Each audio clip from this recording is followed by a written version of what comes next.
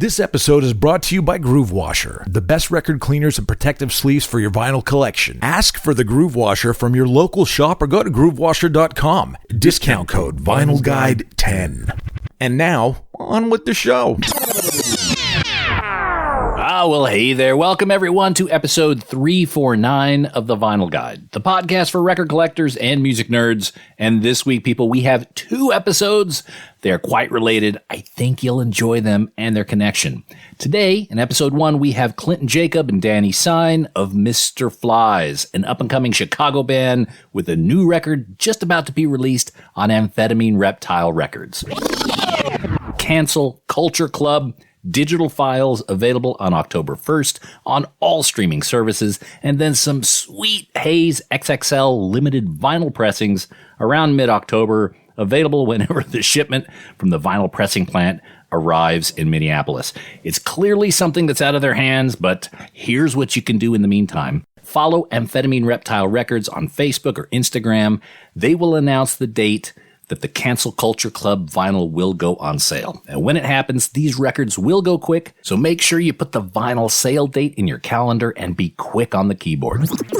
Now today, Clinton and Danny talk all about the new Mr Phlyzzz album, recording Cancel Culture Club during the pandemic, various guest appearances on the album, including Buzz Osborne of Melvins, Kevin Rutmanis of Cows, the vinyl, the tour plans, the test pressings, their lathe cut release, and more.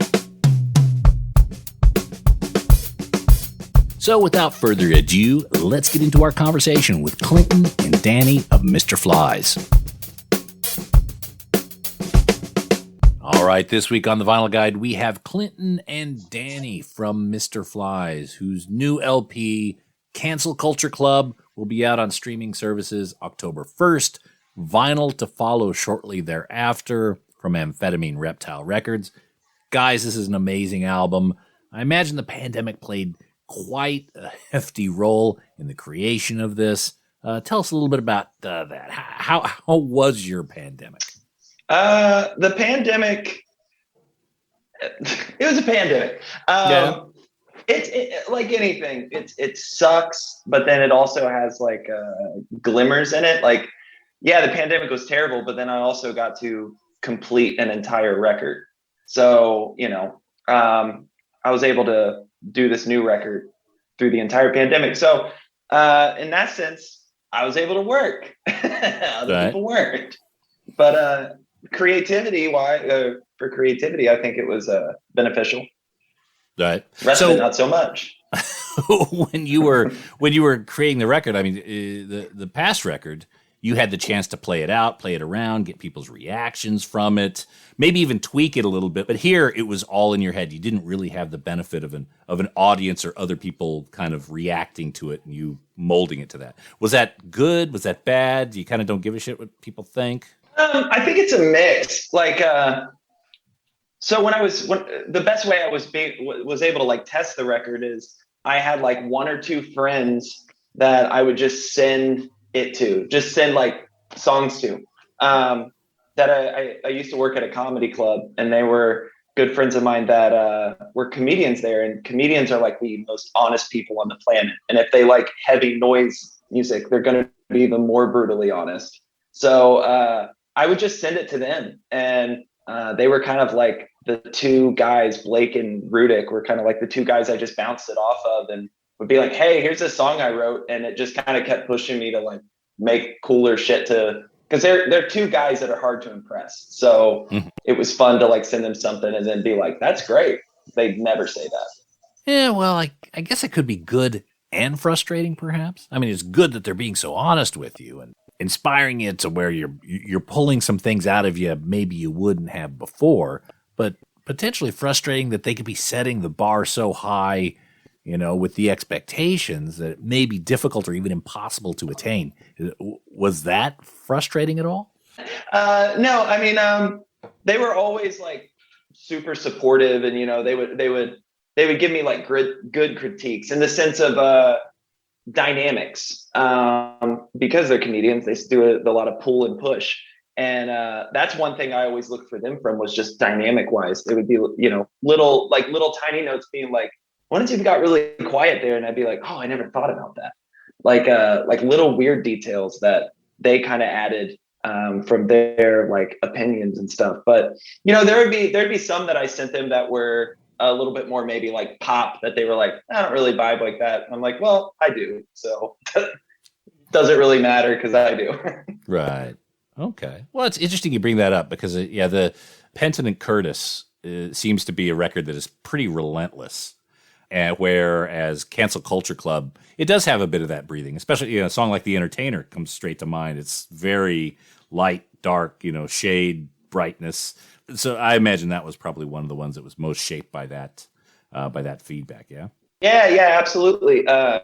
I had that idea of that song for a while. I mean, I have so many. The pandemic gave me a time to go through all my demos and just be like, okay, I'm going to complete this, and this is one. But Mr. Entertainer kind of came together in like a couple hours, and then I'd sent it to a few friends, and they were like, "This is great," like this is like what you want. This is like Mr. Phlyzzz, like this kind of style. I'm really happy with that one, And the same thing, like we talked about, the pull and push. The little advice I got from them was something I took to heart with this record, was the give and take, the breathing and the shock kind of stuff. Who would you say, like, the sort of artist that most influenced you and most influenced this record? That's honestly a hard one, because at the time for this record, I was moving. I had moved to Chicago, and I kind of was just doing it all out of this room. And I don't know, I wasn't really listening to much. If I had to put a stamp on it, I mean, Primus. I love Primus. So there's like weird aspects of Primus that I love, that I kind of drew some inspiration from. Especially, I feel like the biggest one is that song, Mr. Crinkle. Like, I love everything about that song, and including visually. And I'm really visual when I do music, so I always think of like colors and things, and just like imagery and stuff. And that video, just everything about that video, I don't know, that video and that song was kind of like on rotation a lot. So yeah. I give it to Primus and Mr. Crinkle. As a two-piece, you guys have a lot of space to fill. It's a lot of work to try to fill up all that air. I mean, you guys are nodding, so I'm assuming you agree. Shows are probably pretty exhausting. Yeah, the live, our big focus, I mean, is the live show, and trying to tone shape. I don't really tone chase too much, but I think like tone shape in the sense of filling out the sound, pedals, and the whole like. I know some people get obsessed over like pedals and I need this and all that. It's like, no, I've got a really basic, anyone can get it sort of setup that fills out the room nicely. As long as everything is full and big, that's what matters to me the most. The biggest compliment we can get is that you don't sound like a two-piece live. And that's what I want. So the benefits of being a two-piece, obviously the decision-making is very quick. It's just the two of you kind of coming together on and agreeing on some things. Touring, doing shows around, you could do that out of a, Prius if you had to, I guess. Yeah, the dream. What's the downside of being a two-piece? Not having another person drive. That's the downside. No, I think the downside, I don't really know, because I've never really played in a band that isn't a two-piece. I mean, a lot of people would say like having a bass or having the low end, but I kind of disagree. I just don't feel like we need it for what we do. If we were doing, I guess, I don't even want to say more structured, but if something that was a little bit more structured, I'm like, yeah, I guess I could say bass or like keys or something. But yeah, to me, I don't really have a downside from being in this band. Like, I never miss having another member, or like a desire. I did it a couple times just for fun, where I'll have like a regular local guy who will just come and add like bass or whatever. But even then, I don't feel too much of a difference. So no rotating member that comes in every so often. Are you guys open to that? Like Buzz and Dale, they'll have a rotating cast of characters. If the music called for it, sure. Like, I'm never going to ever be like fully tied down to anything. I think with Phlyzzz, it's like, even with recording wise, as a 2-piece, when we do any sort of studio treatment or anything, I don't necessarily look at it like a 2-piece. Then when they're in the studio, I'm like, okay, let's just add everything. Let's try everything. Let's add horns. Let's add like weird, let's add synth. Like, let's do whatever we can. But yeah, if the music called for it down the road or whatever, I'm open to it. But I mean, as of now, I feel like we're riding good as a 2-piece, but who knows? I mean, a month from now, you might hear from me and we have a whole section. So who knows? Yeah. Who are skilled drivers as well. Yeah, hopefully. When you guys were forming Phlyzzz, like, what was the vision? What brought you guys together to start making music? Well, Phlyzzz has been around since about 2015, 16. And I had a drummer then. The whole idea of the band was really just to annoy another guy that we knew.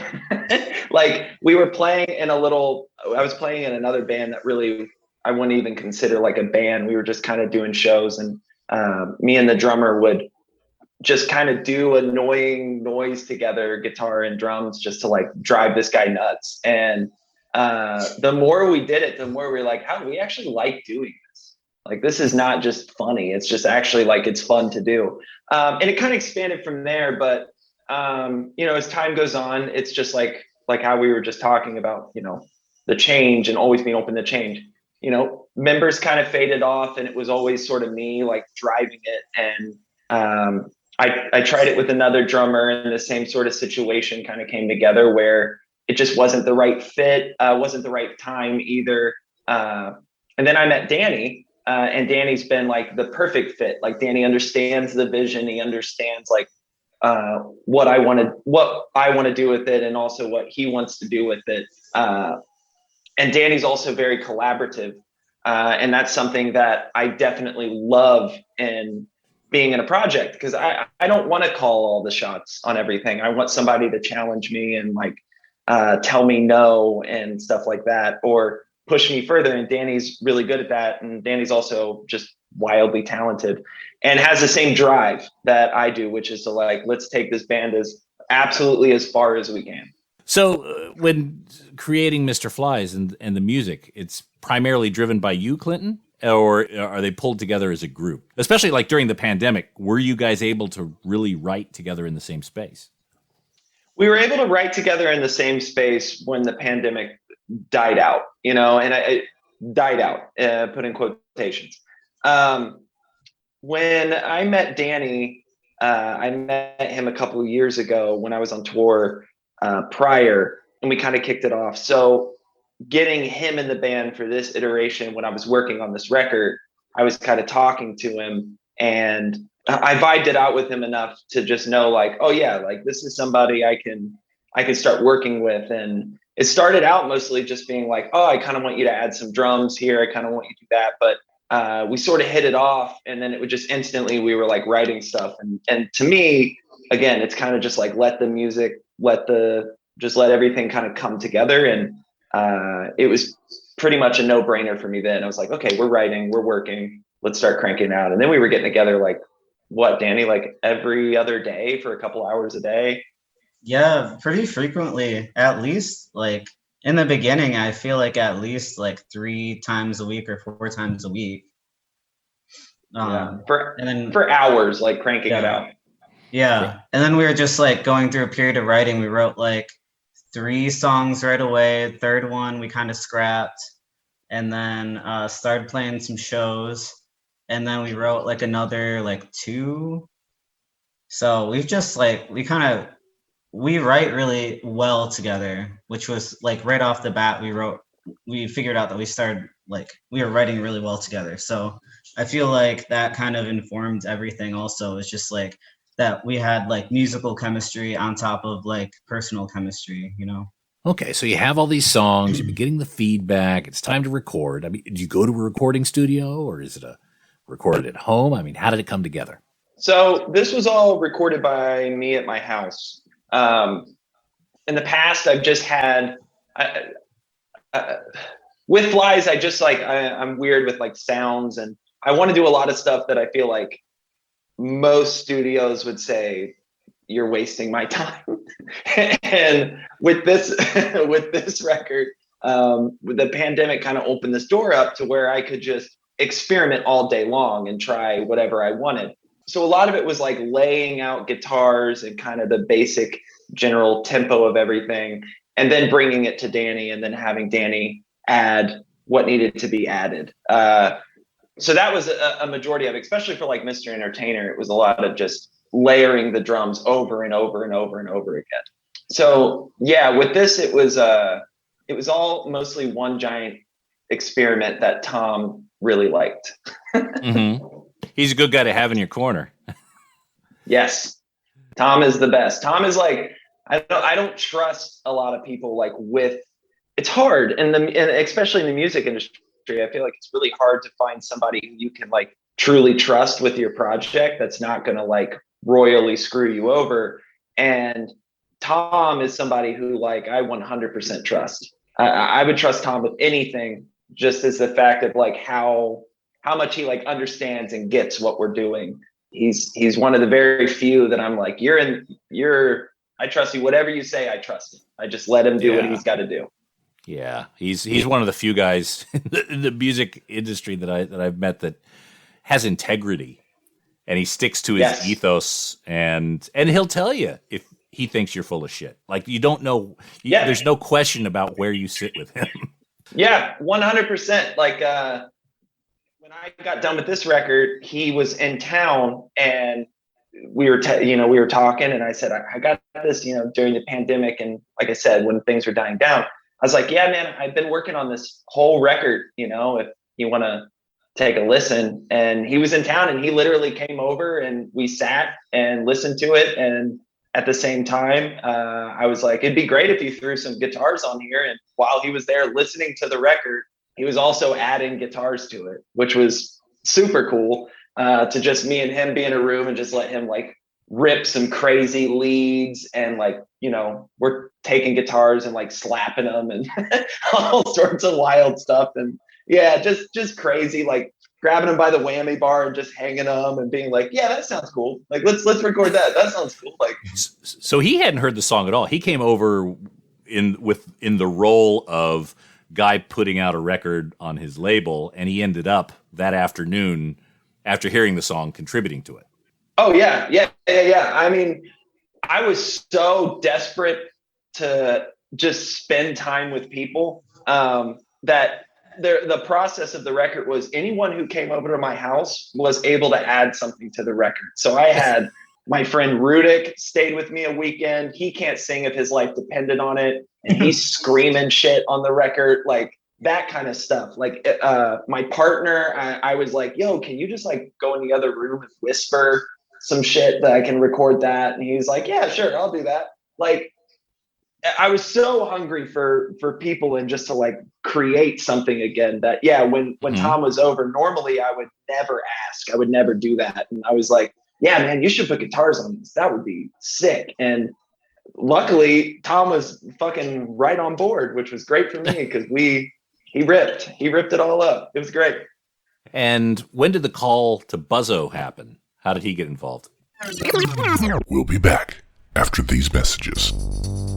Hey, record nerds, don't forget to clean your records with the very best and safest record cleaner, the Groove Washer. Make your records look and sound their very best, and store them with confidence using the new Groove Washer Groove Guard record sleeves. You gotta try this out. It makes a huge difference to the quality of your vinyl experience. Ask for the Groove Washer by name at your local record store and accept no substitutes. Or head over to groovewasher.com and use discount code VinylGuide10. All hail the Groove Washer. That's groovewasher.com, discount code VinylGuide10. Now we return to the program, already in progress. No limits. And when did the call to Buzzo happen? How did he get involved?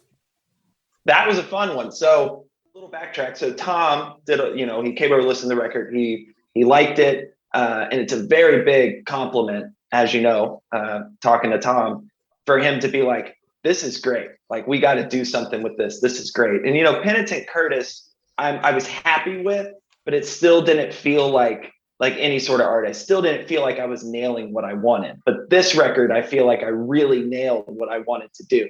I love every song. I mean, I just had more time, and there is nothing about this record that didn't have my hands on it. And I think that was the biggest point, where before I'd have someone mix it, or I'd have someone do this, or I'd record with somebody. And this was like, I'm recording everything, I'm tracking it, I'm doing it all. And I really did. I got to really invest time into it. And like, I wasn't on any sort of studio time. I wasn't being rushed by anybody. It was like, I could take a day, work on a song, and then come back on it tomorrow and be like, yeah, I'm going to change everything. Like, I had plenty of time to really devolve into what I wanted Phlyzzz to be.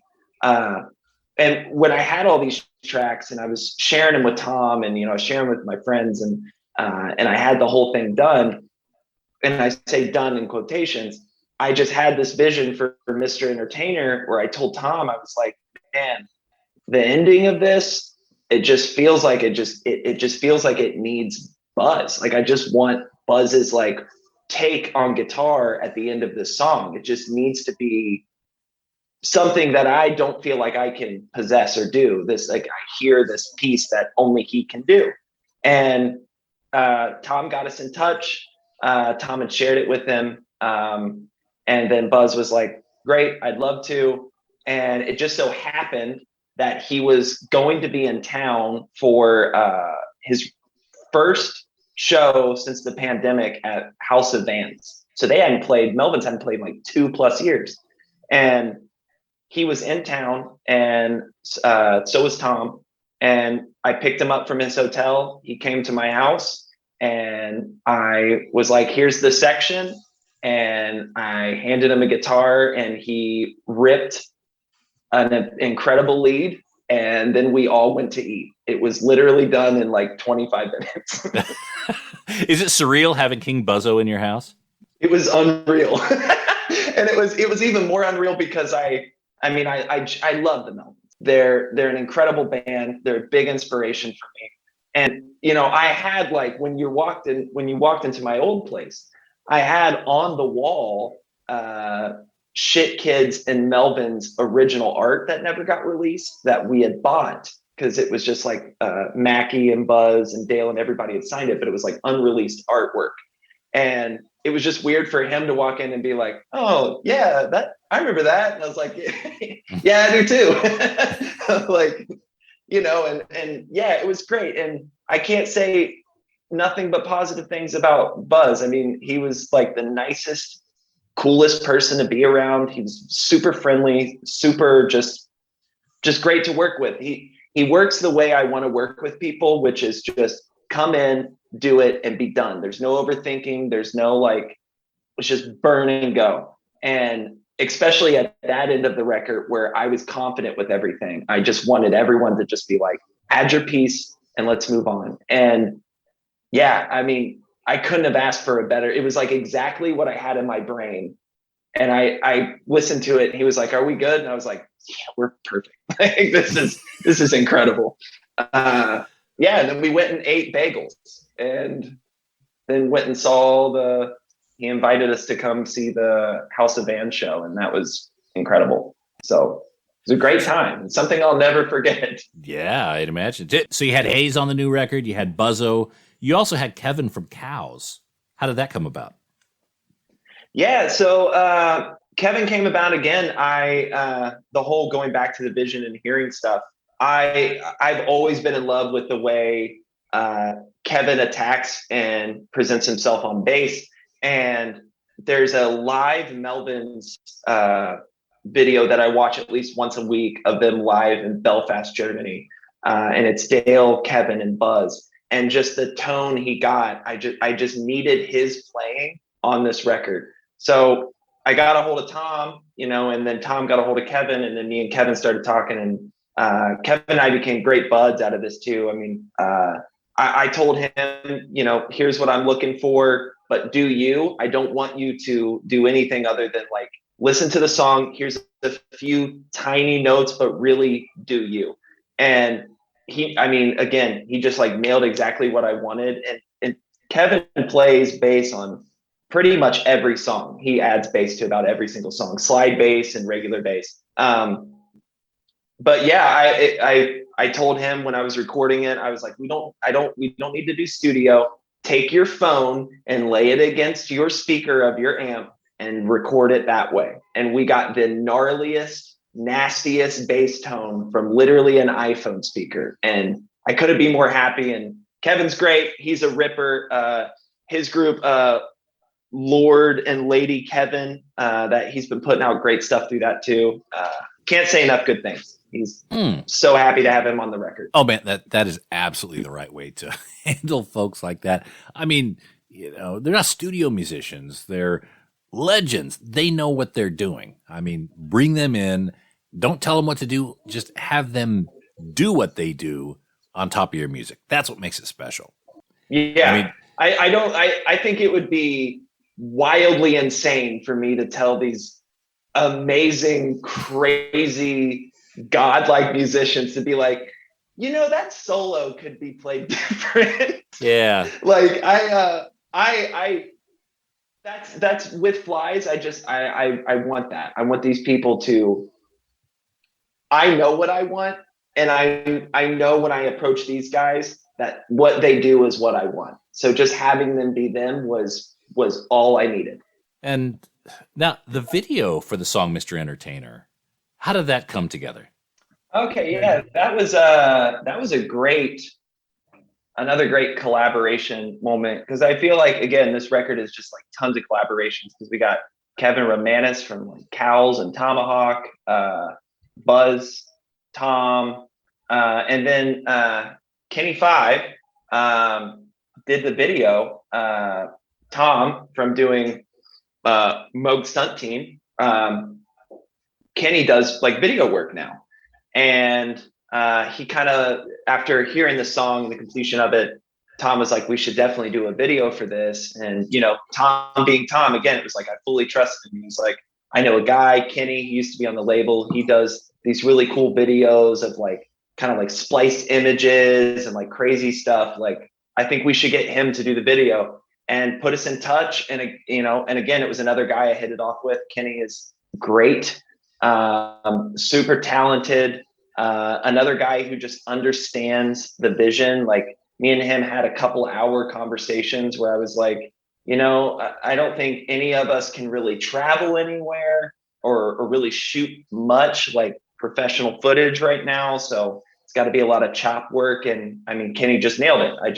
I trusted him with it. I gave him the song and he just started compiling, and, he would hit me up and be like, can you film this and try to film this and shoot at this resolution on your phone and all that. So it was another great collaboration with somebody who understood the goal. And I love everything he did, and he put it together so well, and being directed by somebody via telephone while another person is holding a phone and filming that for you was like, it was a total couple week experiment that we were doing, where he would be like, can you shoot it like this for me?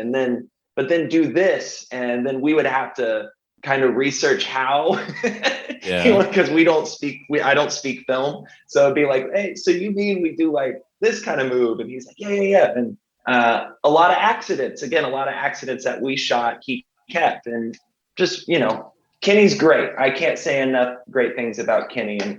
And I just trusted him with the vision. Like, again, I gave him kind of the idea of what I wanted to do, but I said, Kenny, put your stamp on it. If Tom trusts you, I trust you. Put your stamp on it. And he did.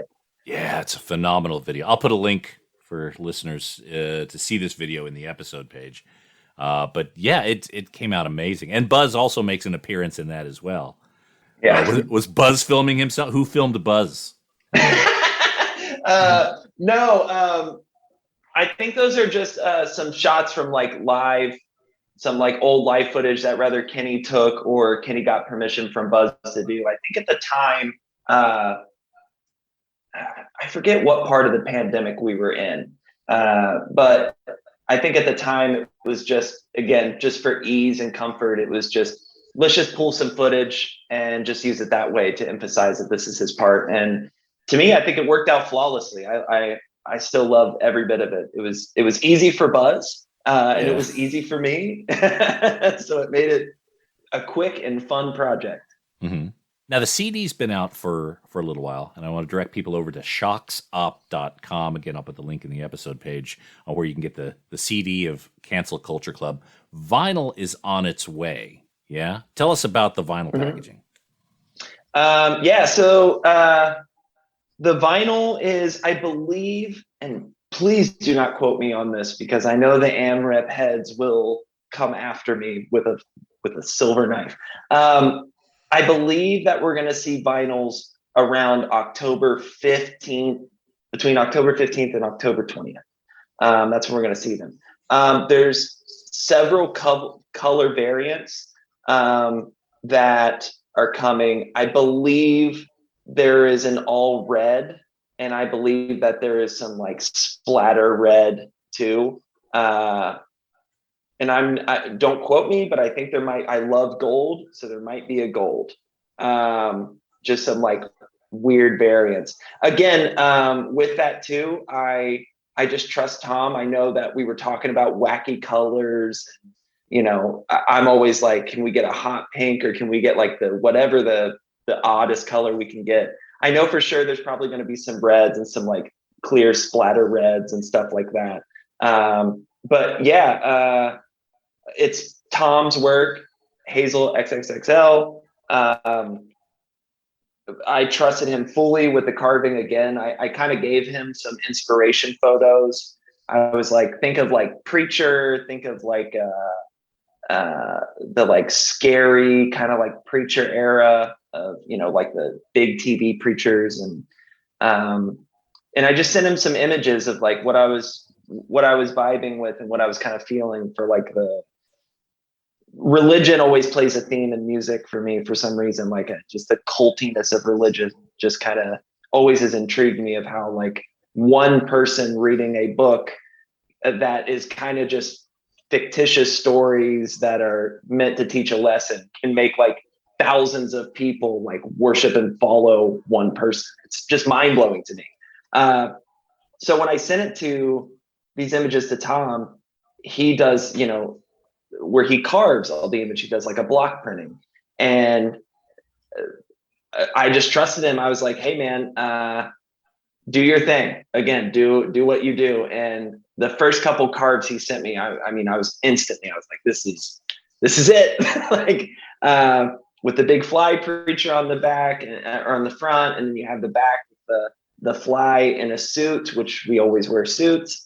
And then the big X, and of course the fly has an extra large nose, which is just so bizarre for the vinyl buyers to get it. They'll wonder why that nose is so big and familiar.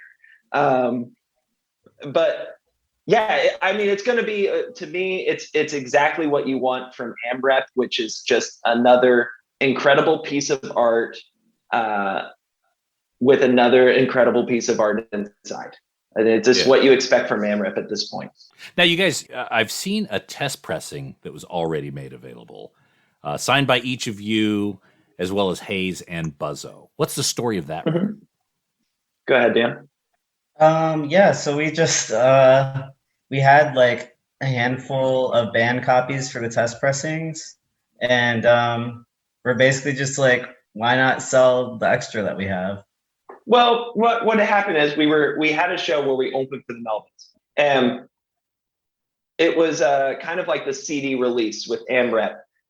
It was the closest thing that you would get of an AmRep bash at the time, because it was us, Melvins, and Gay Witch Abortion, and it was technically the CD release, but we brought some test pressings with us. And the joke was that the record was for sale for $10,000, but it was on sale 99% off. So it was only the greatest deal you could get at the time. So we just had it, as kind of like basically to show people we have a vinyl. And then there's a guy that I know that runs a record store called Record Farm in Logansport, Indiana. And the whole night he had showed up, he was eyeing it, and he was like, man, I can't give you $1,000. And I was like, well, yeah, I wouldn't expect you to. But he offered us an amount of money that I couldn't turn down. And I was like, yes, you can absolutely have this record for that. And when Buzz and Tom and everybody knew that I was trying to sell a $1,000 record. And when I came upstairs in the green room and I was like, I sold it, they were all like, you sold that record? And I was like, yeah, I did. And I was like, is it cool if you guys just sign it? And everyone was like, yeah, I mean, you sold the record. We didn't think you would. So, Tom signed it, Buzz signed it and drew a little thing. And then we signed it. And the people from Logansport record shop, the Record Farm, have been always great to me. So for them not only to buy it, for them to buy it was great, and then also to get that like personalized touch from them, and also Buzz and Hayes was great. I mean, they were over the moon. So the whole thing was hilarious, and also really great that they get this cool piece that no one has that is signed by everybody. Fully. So Pentinent Curtis never made it to vinyl. Do you think it ever will? Yes, actually there's some talks Tom and I have discussed about maybe releasing it and doing a vinyl of it. The way we got approached and actually taken on by AmRep was Tom heard my live record for the band called Real Life Suicide on Bandcamp, and some people had been like sharing it. And I guess Tom had been listening to it for like a year and kind of asking some people if he should maybe put out our stuff and sharing it.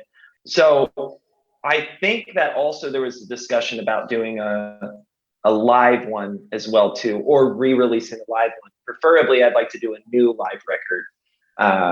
I just love the sound. I just love a live record from any band. That's usually what I gravitate towards anyways, if hearing something live. So hopefully, yes, a Pentinent Curtis vinyl, and then hopefully a live one as well. But we're already, I mean, I know we have Cancel Culture hasn't even hit streaming. That doesn't until October 1st, but we're already working on another new record just because that's how I am. It's just nonstop. It's how you roll. So right. Cancel Culture Club, the title of the album, is it just a play on words? Does it mean anything deeper? How did you come to that? I spent so long, a majority of my life working in comedy clubs, and just the idea of like hearing people consistently, especially comedians, talk about like cancel culture's taking this and cancel culture's taking that. And it's really just to me, it just felt funny, like Cancel Culture Club, because mostly I was getting, I was listening to the Beatles a bunch, and Sgt. Pepper's Lonely Hearts Club Band is like, I just love that song. And I was just kind of joking around, and I was like, it'd be cool if it was like Mr Phlyzz's Cancel Culture Club. And that's where one of the first songs was, as I was working on that as like kind of a joke between me and my friends. But no real deep meaning to it, more like a fun play on words. It seems like either side you go to, extreme left, extreme right, it's just both to me. It's just more division and insanity between people. So just a fun play on words for both sides to get mad at is really what it is. I think Mr Phlyzzz is the thing that really kind of strikes me in multiple levels here is you enjoy being provocative through the music, through the artwork, and in a fun way, not in a dickish way. But yeah, and that to me is always the sign of really interesting art. Does it make me rethink a value or something that I'm expecting to go one way and it goes a different way? And I think that's something I picked up even as early as Pentinent Curtis. What is Pentinent Curtis then? Is that a play on words? Okay. What is that? Yeah. Okay, so Pentinent Curtis is another funny one. Penitent is what they call the unknown thief that hung beside Jesus on the cross. And then Curtis was a guy that I hated from high school. So that was where Pentinent Curtis came from. It was, we hated him so much, we'd rather see him next to Jesus on a cross than ever see him again. So yeah, when we were thinking of a name for that one, I just love when metal bands or like heavy bands do like a crazy name where it's like just whatever record, it's like the bleeding of Jesus Christ. And that's like just a hard, like trying to be a hardcore band. And I'm like, well, I always want to do something hardcore and then something silly. And that's usually the combination for most things with the band. It's always something heavy and extreme with something pretty silly. And that's where Pentinent Curtis came from. I was like, yo, we should just name it after, we were going to name it Curtis Paskins, just name it actually his name as the record. But then I was like, nah, let's name it Pentinent Curtis. It seems like it's really like this tough metal band or whatever, because we're really not. But yeah, it worked out great because I think we actually sent a copy to Curtis.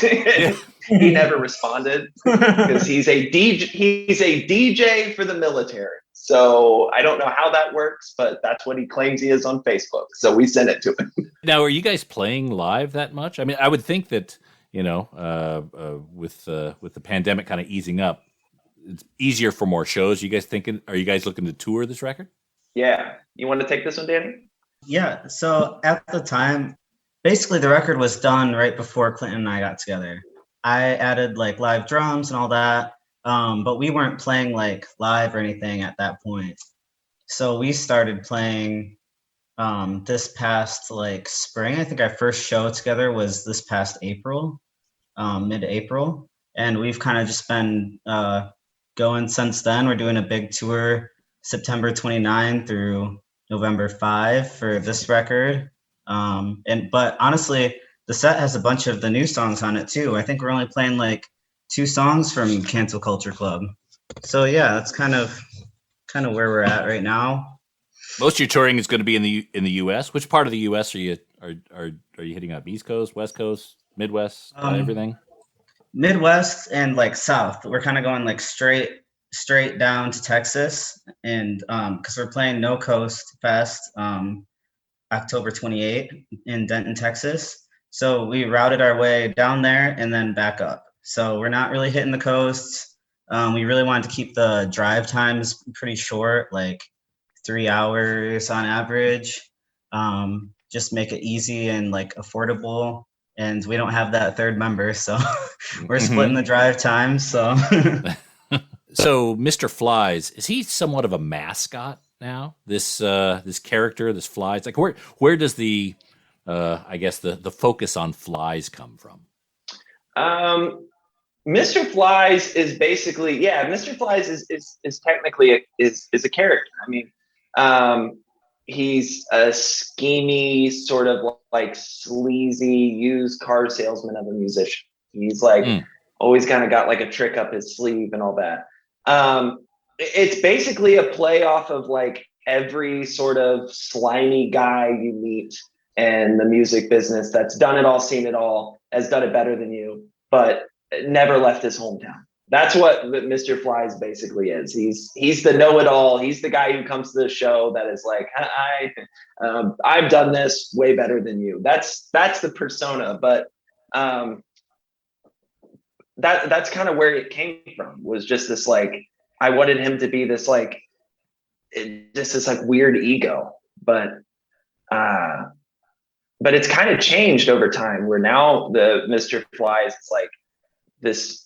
I always have like a voice or like I put on when we're playing, and it's just the music is really heavy, but the voice is very like a scared boy. That's like the entire, like anytime I talk to the audience, it's like this scared child. And then it's like super heavy music. So you just don't really understand who he is. It's just a mess almost. Okay. So you have a whole kind of mental character around who he is. So you could actually direct a little bit about what he does and what his story, I guess, arc is. Yeah, it started out being this like like I said, like a used car salesman. But I feel like when Mr Phlyzzz is actually put on the spot, he's like a child. He's like terrified. And again, I keep going back to like stand up and comedy, but I just got that from working in clubs, like this persona of people love a show. And when we play live, it's a show. And, you know, every aspect of it is a show. And I'm not the type that just plays and like doesn't say anything. Like I want to interact with the audience, rather want to like make them think like, who the fuck, what is it? 90% of the time when we get done, people are like, is that really your voice? Do you talk? Is that really your voice? And I try to keep it up as long as I can. Like we show up in the suits, we keep the persona the whole time. So people want to be like, they want to watch you fail. When they hear me talk and I'm like, oh, I'm so happy to be here. They want to see you fail. And they want to see these like guys who look stupid make an ass of themselves. And my whole goal is to like change their mind. Now, you've gone from, you're wearing suits now. You used to wear dresses back in the day. Why not the dresses anymore? Or is this kind of a project by project? There's a uniform to each project like Devo. Basically, yeah. 2015, 2016 was dresses. Sheerly out of comfort. I mean, there is nothing. The dress was so comfortable to play on stage, you didn't sweat as much. It was great. But we played Third Man, and the people at Third Man said we smelled so bad they had to air the entire place out. So I kind of got rid of them after that. And then it was like I started getting obsessed with the like preacher culture and like all these like crazy church, like old school preachers that would like scream like the top of their lungs. I got obsessed with oversized suits, and so then it moved into suits, and we were doing these like crazy suits. Now it's sort of slimmed down to where we are like an Italian mafia image. Danny, explain it. It was like, how did you explain it? Because we were wearing Western for a bit. I think the Prada suit is what flipped it. Clinton's partner got him this like discounted like actual Prada suit off some weird site, and he was like wearing it with Crocs, and it just looked so badass that we were like, man, like it would be awesome to be like this heavy ass like weird ass band but look like so sharp. How is it playing drums the way you do in a suit? That must be pretty the suit, I assume, needs to be washed after every gig. You would hope so, but it's not. So, guys, thank you so much for sharing all about the Cancel Culture Club. Again, as I said, I've listened to Mr Phlyzzz for several years. Of course, I haven't been able to get any on vinyl. You guys did have a lathe cut record at one point. Is that right? Yeah. So Romanus Records out of Indianapolis, which is ran by Chris Banta from a band called Brother Oh Brother. I think that was around 2016 as well. He runs an independent label that kind of does like weird oddity stuff, like sand-filled, weird, very weird records. I bought some strange King Gizzard bootlegs off him that are very shiny and diamondy. So yeah. Yeah. So he hit me up and just said, hey, I'd like to do a lathe cut. I think he did, I can't even remember. It's like 30 or 50 or something like that. Mm-hmm. And he just hit me up, and he did our song, I think just Flies on there. And that was my first anything ever on vinyl. And his label has a dedicated cult following, and they went super quick. So I still don't have one. So if anybody out there has one, get a hold of me. I think you'll need to spend about $100 to get one now, because they're quite collectible. Yeah, there was one at Reckless Records I saw online. It was going for like 50 or 60, something like that. Get it quick. Yeah. I have to go buy my own stuff. So, again, thanks for coming on the show. I want to just let people know Mr Phlyzzz on streaming Cancel Culture Club October 1st. So set up your streaming services to be able to download that on the day it comes out. There's going to be a vinyl version that is out on Amphetamine Reptile. As mentioned, there's going to be a few different variants. They'll be available at shocksop.com, but the trick is you want to try to get on the Amphetamine Reptile social medias. And when they announce it's going to be for sale, because generally these sort of records only last about 10, 20 minutes on Shocksop, and then they're pretty difficult to get. I imagine you could probably pick some up at the merch table if you're able to see Mr. Phlyzzz live. And I certainly hope I'm able to see Mr. Phlyzzz live. I've seen videos. You guys put on a hell of a show. I don't know when we'll be in the same city at some point, but I'll make sure if we are that I come to see the show. And Danny, I'm going to be staring mostly at you because I watched the way you drum, and you are an absolute maniac. So thank you. I'm going to put some links actually in this episode page of Danny drumming, and I think everyone will agree. Man, he holds it all together. No offense, Thanks, Clinton, man. That's kind. But Danny, you seem to be the scaffolding that lets Clinton swing from tree to tree. So thank you. It wouldn't work without him, so I love it. All right, thanks again, guys. Thank you. Thank you so much.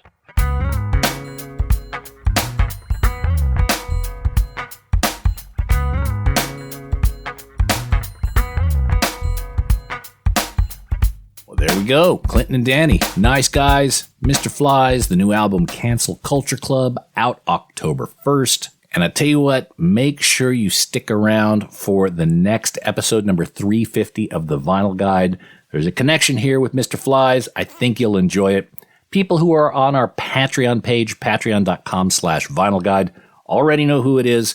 Probably have already listened, and guess what? You could join that crowd too. Go to patreon.com/Vinyl Guide, help support the show, and get all the extras. That's it for this episode of the Vinyl Guide. Thank you so much for tuning in. Please share these episodes on your social media. Share them on Facebook, tweet them out on Twitter, put them on Instagram, do whatever you got to do. Help spread the word of the Vinyl Guide. That is always appreciated. And we'll be back shortly with a brand new episode. So until we talk next time, get out there and buy some records, people. Cheers. That's it for this episode of The Vinyl Guide. Send your thoughts to Nate at thevinylguide.com or follow or tag us on Instagram at Vinyl Guide. Until next time, keep spinning.